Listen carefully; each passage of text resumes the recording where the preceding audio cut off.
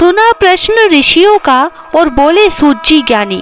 25वें अध्याय में सुनो श्री हरि की वाणी। तीर्थ में दान और व्रत आदि सत्कर्म करने से मनुष्य के पाप नष्ट हो जाते हैं, परंतु तू तो प्रेत के शरीर में है, अतः उन कर्मों को करने की अधिकारिणी नहीं है। इसीलिए मैंने जन्म से लेकर अब तक जो कार्तिक का व्रत किया है उसके पुण्य का आधा भाग मैं तुझे देता हूँ, तो उसी से सद्गति को प्राप्त हो जा।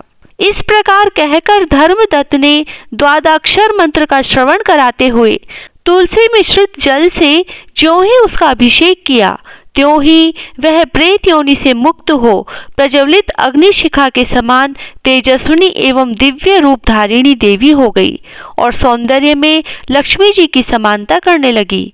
तदंतर उसने भूमि पर दंड की भांति गिरकर ब्राह्मण देवता को प्रणाम किया और हर्षित होकर गदगद वाणी में कहा, हे द्विज श्रेष्ठ, आपके प्रसाद से आज मैं इस नरक से छुटकारा पा गई। मैं तो पाप के समुद्र में डूब रही थी और आप मेरे लिए नौका के समान हो गए। वह इस प्रकार ब्राह्मण से कह रही थी कि आकाश से एक दिव्य विमान उतरता दिखाई दिया। वह अत्यंत प्रकाशमान एवं विष्णु रूपधारी पार्षदों से युक्त था। विमान के द्वार पर खड़े हुए पुण्यशील और सुशील ने उस देवी को उठाकर श्रेष्ठ विमान पर चढ़ा लिया। तब धर्मदत्त ने बड़े आश्चर्य के साथ उस विमान को देखा और विष्णु रूपधारी पार्षदों को देखकर साष्टांग प्रणाम किया।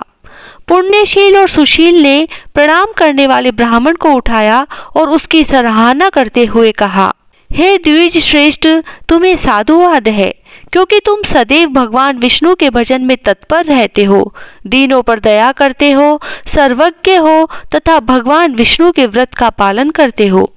तुमने बचपन से लेकर अब तक जो कार्तिक व्रत का अनुष्ठान किया है उसके आधे भाग का दान देने से तुम्हें दुगना पुण्य प्राप्त हुआ है और सैकड़ों जन्मों के पाप नष्ट हो गए हैं। अब यह बैकुंठ धाम में ले जाई जा रही है। तुम भी इस जन्म के अंत में अपनी दोनों स्त्रियों के साथ भगवान विष्णु के बैकुंठ धाम में जाओगे और मुक्ति प्राप्त करोगे। धर्मदत्त, जिन्होंने तुम्हारे समान भक्ति पूर्वक भगवान विष्णु की आराधना की है, वे धन्य और कृतकृत्य है। इस संसार में उन्हीं का जन्म सफल है। भली भांति आराधना करने पर भगवान विष्णु देहधारी प्राणियों को क्या नहीं देते हैं। उन्होंने ही उत्तानपाद के पुत्र को पूर्व काल में ध्रुव पद पर स्थापित किया था। उनके नामों का स्मरण करने मात्र से समस्त जीव सद्गति को प्राप्त होते हैं। पूर्व काल में ग्राहग्रस्त गजराज उन्हीं के नामों का स्मरण करने से मुक्त हुआ था। तुमने जन्म से लेकर जो भगवान विष्णु को संतुष्ट करने वाले कार्तिक व्रत का अनुष्ठान किया है, उससे बढ़कर न यज्ञ है, न दान और न ही तीर्थ है। विप्रवर, तुम धन्य हो, क्योंकि तुमने जगतगुरु भगवान विष्णु को प्रसन्न करने वाला कार्तिक व्रत किया है, जिसके आधे भाग के फल को पाकर यह स्त्री हमारे साथ भगवान लोक में जा रही है। ओम नमो भगवते वासुदेवाय। 25वां अध्याय समाप्त। जय श्री राधे। कार्तिक की कहानी। दो सास बहुएं थी। कार्तिक मास आया तो सास बोली, मैं कार्तिक स्नान के लिए तीर्थ जाना चाहती हूँ। बहू बोली, मैं भी चलूंगी। सास बोली, तू अभी बहुत छोटी है, अभी मुझे जाने दे। सासू तीर्थ गई तो बहू कुमार के से 35 कुंडे ले आई। रोज एक कुंडा भर कर रखती। उधर गंगा में सासू जी की नथ गिर गई। बहू कुंडे में नहाती हुई बोली, सासू नहावे उंडे, मैं नहाऊं कुंडे। इतने में गंगा की धारा कुंडे में आ गई, साथ में सासू जी की नथ भी आ गई। बहू ने नथ पहचान ली और अपनी नाक में पहन ली। महीना पूरा हुआ, सासू जी आई। बहू सामे लेने लगी तो सास नथ देखकर बोली कि तू यह कहाँ से लाई? तो बहू बोली, यह तो मेरे कुंडे में गंगा की धारा के साथ आ गई। पर सास ने कुछ ध्यान नहीं दिया। फिर सास बोली कि मुझे ब्राह्मण भोज करना है। तो बहू बोली कि सासू जी, 2 ब्राह्मण मेरे भी जिमा दो, मैंने भी कार्तिक स्नान किया है। तब सास ने कहा कि तूने कहाँ कार्तिक स्नान किया? तो बहू बोली, ऊपर चलो, मैं आपको बताती हूँ। ऊपर गए तो देखा सारे कुंडे सोने के हो गए। बहू बोली, मैं रोज कुंडा भरकर रखती और सुबह जल्दी उठकर नहाती और उल्टा करके रख देती, तब सासू जी बोली कि बहू तू तो बहुत भाग्यवान है जो साक्षात गंगा जी तेरे पास आई। तूने श्रद्धा और विश्वास से कार्तिक स्नान किया तो भगवान ने तुझे फल दिया। दोनों सास बहू ने धूमधाम से ब्राह्मण जिमाकर दक्षिणा देकर विदा किया। हे गंगा मैया, जैसे बहू पर कृपा की, उसको कार्तिक स्नान कराया, वैसे हम सबको कराना। तुलसा जी की कहानी। कार्तिक के महीने में सब कोई तुलसा माता को सींचने जाती। सब कोई तो सींच के आ जाती, पर एक बुढ़िया माई आती और तुलसा माता से रोजाना कहती, तुलसा माता सत की दाता, मैं बिड़ला सींचू तेरा, तू कर निस्तारा मेरा। तुलसा माता अड़ुआ दे, लडुआ दे, पीतांबर की धोती दे, मीठा मीठा ग्रास दे, बैकुंठ का वास दे, चटके की चाल दे, पटके की मोत दे, चंदन का काठ दे, झालर की झिनकार दे, साई का राज दे, दाल भात का जीमन दे, 11 का दिन दे, कृष्ण का कांधा दे। इतनी बात सुनकर तुलसा माता सूखने लगी।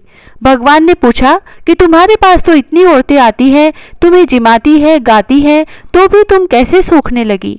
तुलसा माता ने कहा कि एक बुढ़िया माई आती है जो रोजाना इतनी बात कहकर जाती है। मैं और तो सब कुछ दे दूंगी, पर आप कृष्ण जी का कांधा कहाँ से दूंगी? थोड़े दिन बाद बुढ़िया माई मर गई। सब कोई उसको उठाने लगे, पर वह इतनी भारी हो गई कि उठे ही नहीं। सब कोई कहने लगे कि पाप घाट की माला फेरती थी जिससे इतनी भारी हो गई। भगवान बूढ़े ब्राह्मण का रूप धारण करके आए। सबसे पूछने लगे कि इतनी भीड़ क्यों हो रही है? सब बोले, एक बुढ़िया मर गई है, पापनी थी, इसीलिए किसी से नहीं उठती। तब भगवान बोले कि इसके कान में मुझे एक बात कहने दो तो यह उठ जाएगी। सबने कहा, तू भी अपने मन की निकाल ले।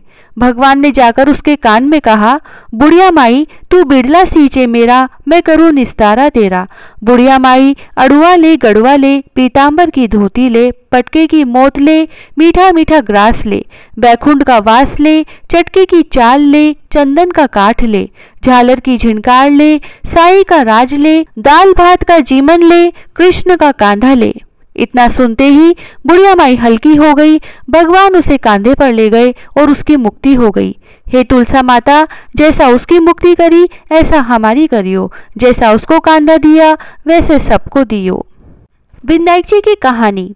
एक बुढ़िया माई थी, वह मिट्टी के गणेश जी की पूजा करती थी। वह मिट्टी के गणेश जी रोज बनाती, रोज गल जाते।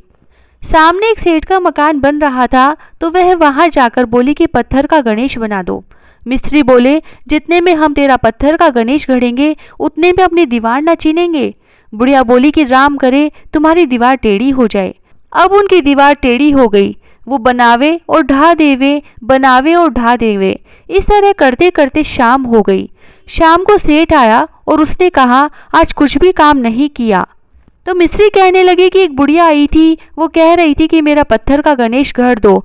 हमने नहीं गढ़ा तो उसने कहा कि तुम्हारी दीवार टेढ़ी हो जाए। जब से दीवार सीधी ही नहीं बन रही। सेठ ने बुढ़िया को बुलवाया और कहा कि हम तुझे सोने का गणेश मढ़ देंगे, हमारी दीवार सीधी कर दो। सेठ ने बुढ़िया को सोने का गणेश मंडवा दिया और सेठ जी की दीवार सीधी हो गई। हे विनायक जी महाराज, जैसे सेठ की दीवार सीधी करी वैसे सबकी करना। कहता न सुनता न हुकारा भरता ने सारे परिवार की रक्षा करना। हे कार्तिक महाराज, सबकी मनोकामनाएं पूरी करना, सबकी रक्षा करना। जय श्री राधे। लपसी तपसी की कहानी। एक लपसी था, एक तपसी था। तपसी तो भगवान की तपस्या करता। लपसी रोजाना 1.25 सेर का हलवा बनाकर भगवान को भोग लगाकर टाली हिलाकर जीम लेता। एक दिन दोनों में झगड़ा हो गया। लपसी बोला मैं बड़ा, तपसी बोला मैं बड़ा, क्योंकि मैं भगवान की तपस्या करता हूँ। नारद जी बोले कि तुम्हारा फैसला मैं करूँगा। दूसरे दिन तपसी नहाकर आने लगा तो नारद जी ने 1.25 करोड़ का मुंदड़ा तपसी के आगे गिरा दिया। उसने आंख खोलकर देखा तो मुंदड़ा पड़ा था। उसने उठाकर पैर के नीचे दबा लिया और तपस्या करने लगा। उधर लपसी ने 1.25 सेर का हलवा बनाकर भगवान को भोग लगाकर टाली हिलाकर जीम लिया। इतने में नारद जी आए और दोनों को अपने पास बैठाया। दोनों पूछने लगे कि कौन बड़ा है। नारद जी ने तपसी से कहा कि अपना पांव हटा। पांव हटाते ही मुंदड़ा निकला। तब नारद जी बोले कि मुंदड़ा चुराने से तेरी तपस्या भंग हो गई है, इसीलिए लपसी बड़ा है। तपसी कहने लगा कि मुझे मेरी तपस्या का फल कैसे मिलेगा। नारद जी बोले कि तेरी तपस्या का फल कार्तिक नहाने वाली देंगी। सब कहानी कहकर तेरी कहानी नहीं कहेंगी तो कार्तिक का फल तुझे हो जाएगा। धोती देकर अंगोछा नहीं देंगी, सीधा देकर दक्षिणा नहीं देंगी, ब्राह्मण जिमाकर दक्षिणा नहीं देंगी, दीवा चास कर हाथ न जोड़े तो तेरा पुण्य होगा। कपड़ा दे के बटन न लगावे, दाहिने हाथ नाड़ा बांधे तो सबका फल तुम्हें हो जाएगा। और इतना कहकर नारद जी चले गए। लपसी को फल लपसी ने हो जो, तपसी को फल तपसी ने हो जो, माँ की कथा कहानी को फल माँ ने हो जो। पीपल पतवारी की कहानी। एक गुजरी थी, उसने अपनी बहू से कहा कि तू दूध दही बेच के आ। वह बेचने गई तो रास्ते में औरतें पीपल पतवारी सींच रही थी। उनको सींचता देखकर बहू ने पूछा कि तुम यह क्या कर रही हो। औरतें बोली कि हम पीपल पतवारी सींच रही हैं, इससे अन्न और धन होता है, 12 वर्ष का बिछड़ा हुआ पति मिल जाता है। बहू बोली, ऐसी बात है तो तुम तो पानी से सींचती हो, मैं तो दूध से सींचूंगी। अब तो गुजरी बहू रोजाना दूध दही बेचने ही नहीं जाती, वह रोजाना दूध तो पीपल में और दही पतवारी में सींचती। सास दूध दही का दाम मांगती तो कह देती कि महीना पूरा हो जाने पर दे दूंगी। कार्तिक का महीना पूरा हो गया, पूनम का दिन आया। बहू पीपल पतवारी के पास जाकर बैठ गई। पतवारी ने पूछा कि तू मेरे पास क्यों बैठ गई। तब बहू बोली कि सासू दूध दही का दाम मांगेगी। पीपल पतवारी बोली कि मेरे पास क्या दाम रखा है, ये भरा डिंडा पान पतुरा है, इसको ले जा।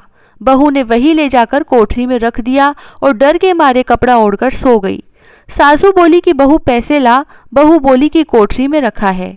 सासू ने कोठरी खोल के देखी तो हीरा मोती जगमगा रहे हैं। सासू बोली कि बहू इतना धन कहाँ से लाई। बहू ने आकर देखा तो सच्ची में ही धन भरा हुआ है। बहू ने सासू को सारी बात बता दी। सास ने कहा कि अब की कार्तिक में मैं भी पतवारी सींचूंगी। कार्तिक आया, सास दूध दही तो बेचकर आ जाती और हांडी धोकर पीपल पतवारी में चढ़ा देती। आकर बहू से कहती कि मेरे से दाम मांग। तब बहू कहती, सासू जी कोई बहू भी दाम मांगती है क्या। पर सासू कहती कि तू मांग। बहू बोली कि सासू जी पैसे लाओ, तो वह पीपल पतवारी के पास जाकर बैठ गई। पीपल पतवारी ने सासू को भी पान पतूरा भरा डिंडा दे दिया। उसने वही ले जाकर कोठरी में रख दिया। बहू ने खोलकर देखा तो उसमें कीड़े मकोड़े बिलबिला रहे हैं। बहू ने कहा, सासू जी यह क्या है। तब सास ने आकर देखा और बोलने लगी कि पीपल पतवारी तो बड़ी दोगली पटपीटन है, इसको तो धन दिया और मुझको कीड़ा मकोड़ा दिया। तब सब कोई बोलने लगे कि बहू तो सत की भूखी सींचे थी, तुम धन की भूखी सींची। हे पतवारी माता, जैसा बहू को दिया वैसा सबको देना, जैसा सास को दिया वैसा किसी को मत देना। तुलसी महारानी नमो नमो, हर की पटरानी नमो नमो। तुलसी महारानी नमो नमो, हर की पटरानी नमो नमो। धन तुलसी पूरण तप की नो, शालिग्राम बनी पटरानी नमो नमो। तुलसी महारानी नमो नमो। जाके पत्र मंजरी कोमल, श्रीपति कमल चरण लपटानी नमो नमो। तुलसी महारानी नमो नमो, हर की पटरानी नमो नमो। कौन से महीने बोई रानी तुलसा, कौन से महीने हुई हरियाली नमो नमो। तुलसी महारानी नमो नमो। कौन से महीने हुई तेरी पूजा, कौन से महीने हुई पटरानी नमो नमो। तुलसी महारानी नमो नमो। आषाढ़ मास बोई रानी तुलसा, सावन मास हुई हरियाली नमो नमो। तुलसी महारानी नमो नमो। कार्तिक मास में हुई तेरी पूजा, मंगसिर मास हुई पटरानी नमो नमो। तुलसी महारानी नमो नमो। धूप दीप नैवेद्य आरती, पुष्पन की वर्षा बरसानी नमो नमो। तुलसी महारानी नमो नमो। 56 भोग 3600 व्यंजन, बिन तुलसा हरि एक न मानी नमो नमो। तुलसी महारानी नमो नमो। जो तुलसी को सवेरे गाए, श्री कृष्ण के दर्शन पाए नमो नमो। तुलसी महारानी नमो नमो। जो तुलसी को दोपहर में गाए, खीर खांड का भोग लगाए। नमो नमो तुलसी महारानी नमो नमो। जो तुलसी को सांझ में गाए, श्री कृष्ण की आरती उतारे। नमो नमो तुलसी महारानी नमो नमो। जो तुलसी को रात में गाए, श्री कृष्ण के चरण दबाए। नमो नमो तुलसी महारानी नमो नमो। सभी सखी मैया तेरो यश गावे, भक्ति दान दीजिए महारानी। नमो नमो तुलसी महारानी नमो नमो। तुलसी महारानी नमो नमो। हरि की पटरानी नमो नमो।